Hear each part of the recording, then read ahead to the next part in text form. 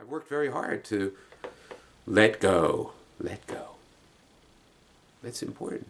Let go and say, most of what defines my life is completely out of my control. And the things that are in my control, I don't know whether I'm doing the right thing until afterwards. You know, I try my best, and sometimes I really hit a home run, and sometimes I strike out. Okay? That's what happens. That's really, you know, my life is. And I used to feel I had to, you know, grade myself. Oh, that was a 92. It could have been a 95 if I had just not forgotten about that one thing. Or oh my God, did I ever fuck up? No. Well, I try not to do that. I mean, when I was sitting in jail a couple weeks ago, I was thinking, what did I do? I mean, how did I wind up? You know, I had not only in jail, in a psych ward.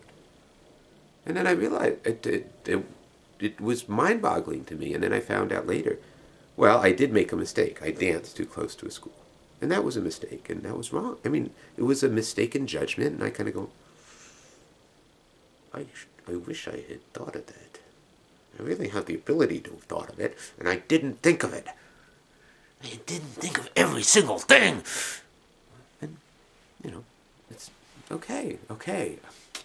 That's why I got arrested, because I was dancing too close to a school. I even walked into the school for 10 seconds. Didn't do anything. No, I kind of very subtly danced, twirled around. And somebody said he liked the bird on my head, and I said, I did my normal thing, which I do when I'm wearing this hat.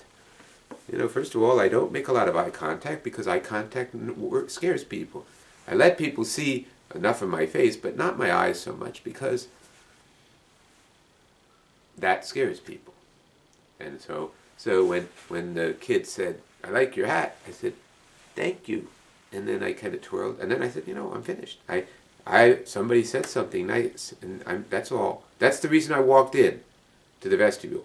Now I've got to go to court and face charges of criminal trespass because I was in the school building. And then I went the next day and I danced flamboyantly across the street from the school. And then when a lot of people were there, including the security people, everybody, I walked across to the sidewalk on the side that the school was with my dog, and my dog got on the lawn, and the guy said, get the dog off, and I did. I said, get over here, my young lady, right now. And she was a little, and I had to yell at her, say, get over here, get over here. And then I walked, and I realized this guy really wanted me away. And so I started to walk, I walked across the street, and then that's when I saw him on like his walkie-talkie. And then I knew he was calling the police. I just knew it. I said, okay, I'm going to have to talk to the police. They're probably going to give me a ticket because my dog's not on a leash. That's what I was thinking. And then I find out later that they thought I was a shooter because I was wearing a trench coat like in the Matrix. You know, they come into that building, you know, Neo and Trinity, you know, they come in, they've got their bags, which has all their backup stuff, you know. They come in, drop their bags. Oh, the trench coat. Gun. That's what they thought I was going to do. And I feel, you know, holy cow. As soon as I realized that, oh, really? You know, okay, now I understand why such a big deal has been made. That's why they've called in all these pops. I'll explain it. Tell them what's going on. I came here to show my friend from college. 39 years I've known this guy. And that was the reason I came. He lives in the town. That's why I came to that town. And I had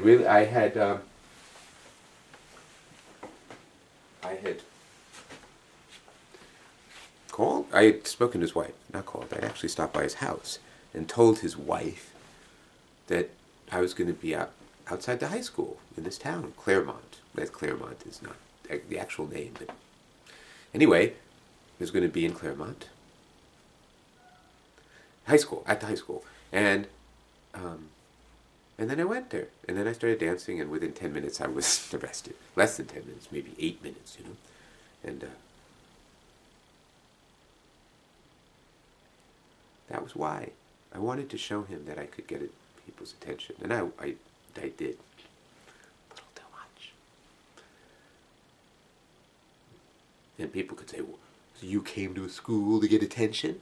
Well, yeah, these high school kids like what I do. They really like what I do, and they were out for lunch. And I figured, why not? I'm not going to actually, I might interact with them in a totally, in a public way, in a way that everybody can see that I'm a dancer, and I got a bird on my head, and I've got a dog, and who knows what's going to happen. And none of the kids thought I was going to pull out a gun. And they had no problem. They thought it was interesting. They thought it was fun. That was the idea. Just have some fun. Again, wrong, the judgment I made. It was my fault that I made this judgment. I don't blame anybody else. I'm not saying the security people at the school were stupid for calling the cops. No. I understand why they did. What's a big issue is how I got railroaded into going to a psych ward, where I got then diagnosed with a completely ridiculous psychosis, paranoid schizophrenia. That was after the psychiatrist asked me what happened. I gave him a pretty concise description, given how many pieces there were. But the thing is, I had just told the story to like 20 to 30 people by the time I saw the psychiatrist. So I was pretty clear. And I think, as you can tell, when I'm on and I'm focused, I'm not always the easiest person to follow, but I am followable. I am coherent. That's what I told him. It was really funny. At some point, he did get impatient because I was telling all the details of, what I do, why I was there, what happened that morning, the misunderstanding, And then, of course, he asked me what everybody else asked me. Do you hear voices? No. Do you see things? No. Do you want to hurt yourself? No. Do you want to hurt somebody else? No.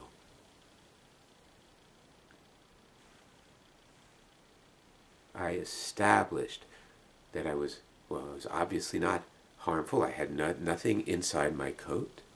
The police saw that. I was completely cooperative. I was coherent. Why did I go to a psych ward, spend 27 hours in captivity, during which time nobody listened to a word I said? At first I thought, what am I doing wrong? Why do they keep pushing me off? I mean, I thought I'd go to the police. When they told me they had to take me in, I said, okay, sure, you're going to talk to me. That's what I thought they were going to do. And I realized, no, they weren't going to talk to me. No. They didn't bring me in to find out what happened and to corroborate, which they could have done. No, they brought me in for a purpose that you think, why would they do this? Well, I could give you two answers. One is, it's a pretty good way to punish somebody. If you want to be the police officer, the judge, jury, and warder, you can do it. You can say, I'm going to take you in. I have enough, nobody's going to fire me for taking you in. And then we're going to get you into the psych ward, so you're going to spend another 24 hours. We're going to tell you just need to stop by. Yeah, at 3 o'clock, they said, yeah, they just it was ridiculous. It was so freaking ridiculous. And I kept thinking, what did I do wrong? It wasn't about what I did or didn't do. It had nothing to do with it. Once I did something that allowed them to bring me in. Now, you're also thinking, but why would they want to do this? Other than wanting to get rid of weirdos, who dance in front of the school, and wanted to show them, look, we don't like your type. Get the hell out of town and don't ever come back. I mean, that is one reason that they could have done it. But I'm going to tell you something. I'm going to show you something first. I'm going to show you on this finger here. I think you can see it. You see, there's a line here, just like, see, on this finger, there's lines here. You see, there are a few lines. There's a line here and here. But there's nothing here on this finger. Look on this finger. The light is not great, is it? But this finger, Well, I don't know if you can see it in here, but mark my word. There is a second line right here. Actually, it's right here is where the line is. Can you see it? It's higher. It's higher than I thought it was at first. It's up here. It's right along here. That's where my wedding ring of 31 years. 31 years. And it was a very special ring. It was like an heirloom thing. It's passed on to my grandfather, to my mother, to me. We had a copy made. So my wife has one. I have one. Except, wait. My wife has one. I had one. I gave it to the nice police officer, the only one who really was nice to me. I gave it to him. Here you go, sir. Along with my, after I had to take off my belt, I understand that. That's standard. Take off my shoelaces. Standard. Take off everything out of your pocket. Everything. Oh, and your ring? Oh, yeah. Oh, it's not stuck on, is it? Why did he say that? No, sir, it's not stuck on. Here it is. He takes all this stuff, lays it out on a table across from the cell that I was in. I was in an observation cell that had no place to sit. I mean, the floor, you're going to sit on the floor. The wall had various colors on it, modeled. It was like this modeled thing of like reds, purple, red, purple, green, brown. These were bodily fluids that had been washed off, but they're ingrained in there, you know. Really, you know, it's not the kind of place you want to sit and hang out.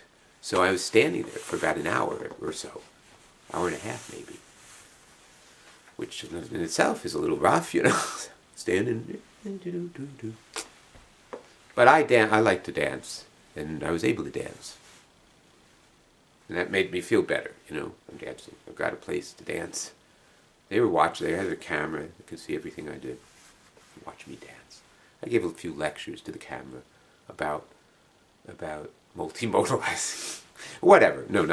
No, I forget. But one of my lectures, one of my standard lectures, I gave it to them because I thought it was being filmed.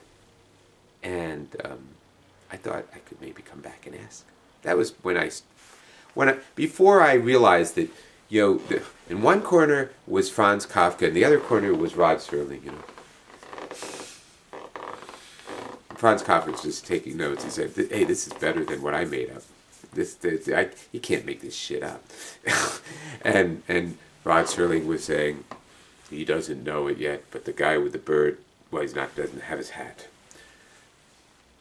Oh, just an interesting thing. Right around here there was Velcro. On Velcro there was a little camera with Velcro to hold it on. Right here. No thing. It's been caught.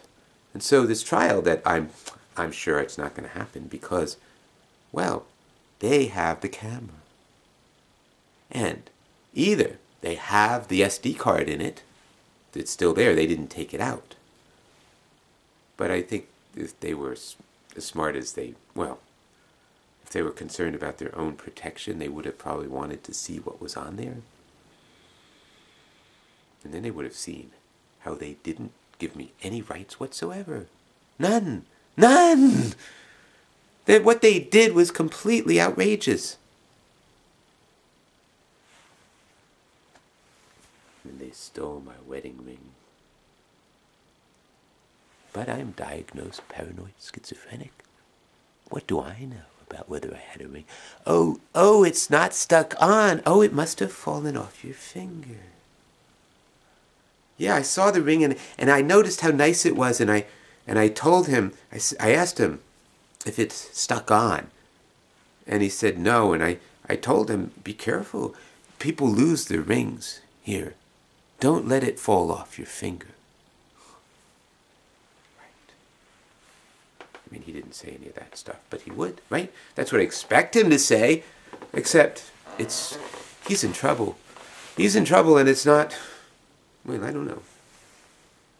The people of Clairmont should be outraged. that their tax dollars are going to police officers who think that if they've got a person who they decide is mentally ill, they can steal from that person. Oh, just a little more, a few more details about what happened. That they put the thing on this table across from the cell. So, of course, I saw exactly, I saw it. I would have seen somebody steal it. Of course, you know, when somebody, do you see what's going on with this hand of mine right now as I walk by the table? You know, if I do this, you could see me pick up the ring, right? But if I walk by the table like this, right now I'm reaching way out and I'm, you know, you can't see anything. Especially if I, the person with the hoodie, the unusual hoodie. And that's something I noticed. Look, sir, your name is on the piece of paper. You did an inventory after an hour of letting it sit. And dollars to donuts. You were the guy wearing the hoodie. I noticed things like this. This is a police station, sir, and the only people who don't have their heads covered are nobody. I wasn't allowed to wear my hat inside the jail. You think if I had a hoodie on, I'd be allowed to wear it? As I walk by the valuables desk of a fellow prisoner? That hoodie was unusual. It was like some light color, like gray or something, and it had something black on the side. It wasn't a normal thing. I knew, it was like, well, at the time, there were two people between me and that person. And they were asking, one would ask me a question, I'd be in the middle of answering that person. And then the person over there would interrupt and say, well, and what about this? And sometimes they do things like, say that I said, you said this before. I didn't say that. What are you talking about? That was what was going on when I saw that guy come on the other side of these two men. They were talking to me through the bars and trying to get me to admit that I'm mentally ill. What's your diagnosis? You have a diagnosis. You're mentally ill. You are. I said, wait, excuse me. I explained about the fact that I have gone to a therapist for many years. I'm no longer going to him. But during that time, I spent almost 3 years with a psychiatrist going through different kinds of medications that we ultimately realized were not necessary because some of the difficulties I've had are more of a learning disability than like a psychiatric kind of thing. And I didn't need the psychiatric stuff. I needed more understanding of what happens when I get overloaded with information. And how I can calm myself and sort things out. That's what the focus was. I spent a lot of years in therapy because in my professional life, I kept getting all like glommed up. I'd get confused. I wouldn't know what to do. And, you know, that's what I spent a lot of time with. During that time, I had a diagnosis. And they asked me, what's your diagnosis? Dysthymia, which is mild depression, which is, you know, it's a catch-all thing. It's like, oh, I don't know what this diagnosis. I mean, this guy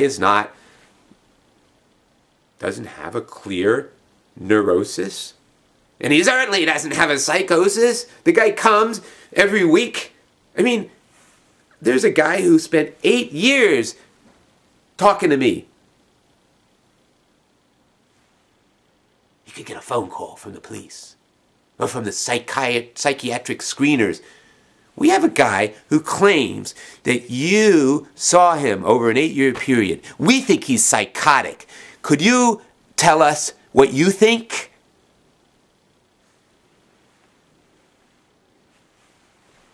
Why bother? It's obvious that I'm psychotic because I was dancing. And I was crazy enough to think that what worked perfectly fine just about everywhere else could work at a school. And I did, again, you can sort of say, oh, I was a little nuts when I walked in. Except what I did, when I did that walking into the school, that was the day before I got arrested. Nobody, they didn't call the police then because they looked at them, that guy's an unusual guy. Maybe somebody did maybe say, I wonder what he's up to. And again, if somebody was thinking that, they had a right to. But not because of what I did, other than, why would a guy walk into a school and walk out? I mean, he has a dog and he's dancing. Well, maybe that's why he's doing it. Actually, any kid there knew exactly what was going on. The guy came in, he did a little thing, so we were all looking at him, and then he walked outside and he did a dance outside, and we all watched him. That's what happened. And I need to be given a diagnosis. I mean, I could show you the piece of paper. I am diagnosed as paranoid schizophrenic. I met a guy there who is. And he's a very bright guy. I could see why they decided that, oh, well, he's one of those guys. He's, the paranoid subtype of schizophrenia is notable in its absence of marked disorganization of thought. I mean, you have to get a little deeper to realize, well, there's this whole paranoid thing that paranoid schizophrenics believe things. They believe in a level of agency in the world, in the world that's way out of proportion to actuality. So, they might believe that they have information on the kind of people who control the weather, so that, global warming is not, that's a lie. There's this Native American group in Alaska that has 60 antennas all around the world. And that's how they control weather. Now, oh yeah, right. By the way, I don't believe that to be the case, but this very, very intelligent, very entertaining. I really enjoyed spending some time in the psych ward with this guy. He's a brilliant guy, brilliant. But I think he's paranoid schizophrenic because he is reasonably organized in his thoughts, except once you hear the sense of it, you hear all the paranoia. There's all this stuff that is that he doesn't have a reason to believe it's really happening, and yet he does. That's that guy, and that's not me. And any half-wit could tell. But the psychiatrist, after talking to me for under 5 minutes, letting me talk for under 5 minutes, then putting me on a scale, putting the wrong weight on my paper, and my wrong height, which he didn't measure my height, but that was on my driver's license.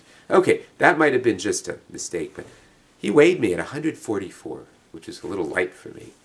I hadn't eaten in much in the last 24 hours. And I was surprised that I was that low. And then he put on the thing 160, which, come on, 144. If the reason he weighed me was for medication. There was absolutely no consideration that I could be anything but. How could I? It's proof. You're in a psych ward, man. You've got to be psychotic if you're here. Nobody in their right mind would send a normal person to a psych ward. And excuse me, sir, if you want to steal the man's ring, then you want to make sure that he goes to the psych ward, where everybody who goes there gets a diagnosis. Anyway, I was going to start dancing, and instead I started telling the story, which, okay. So what I need to do is make a label for this. This is important. This is how we do things. I'm just going to make a label that says, and what's going to happen is, after I finish this one, I'm going to say last 15 minutes or so, maybe more than 15 minutes, telling the story of Clairmont. the story that, okay, so let's see, this can be all read here. This will, well, I'll do it this way. That's it. Okay, so all I'm going to do is turn it off and turn it on for a minute, or not a minute, like a second, really. And then that'll be